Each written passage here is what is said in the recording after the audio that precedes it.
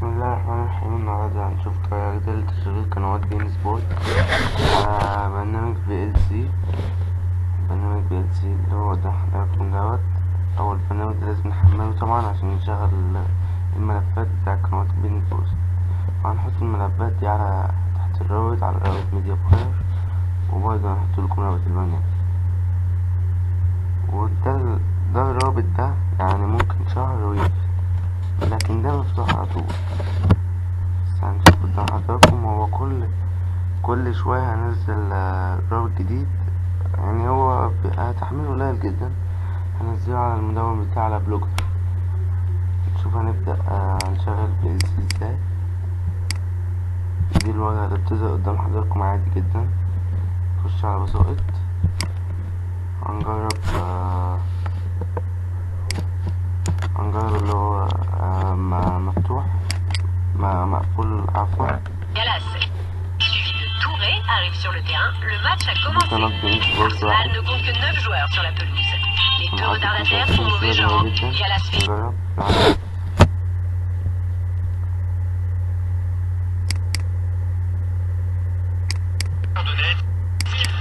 بعدها اشتغل على طول. بعدها هي قناة بين سبورت 3.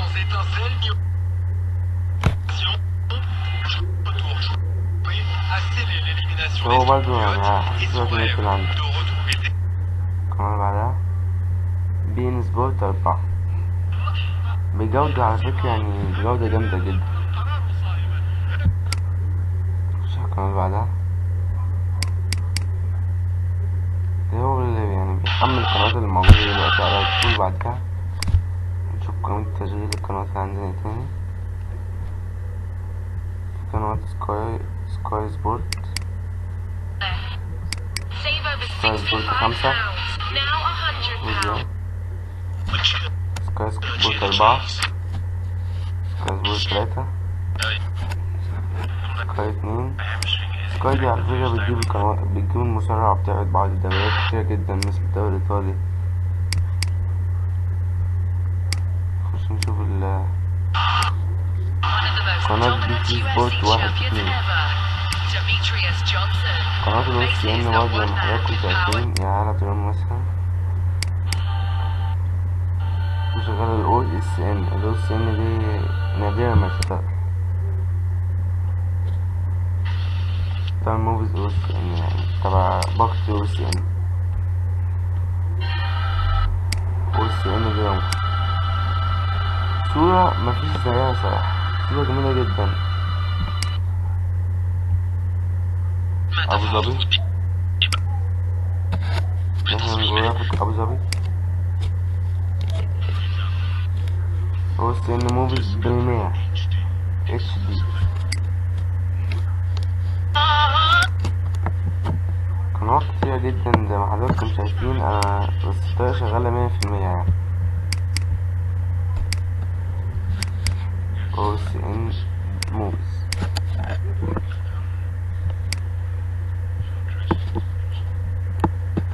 وسكيت برضه زي ما حضراتكم شايفين اهي.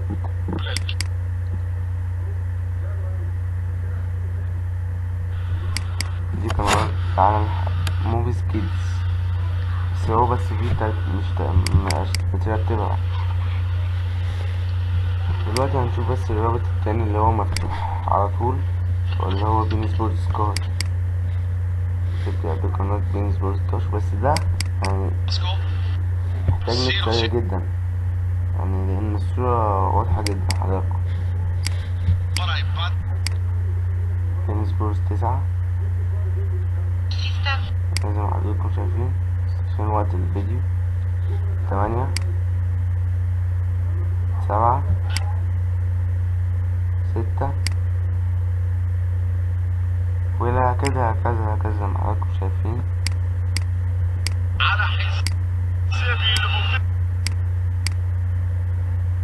وبرضه متواجد قناة OSN على السيرفر التاني قريب الجامعات طبعا. وكده بقى حضراتكم شفنا الفيديو على قناتنا. ودلوقتي بس يعني لازم تحمل ده وده، وعندي كل شوية ملف على بلوجر. اتمنى بس لايك وشير. شكرا.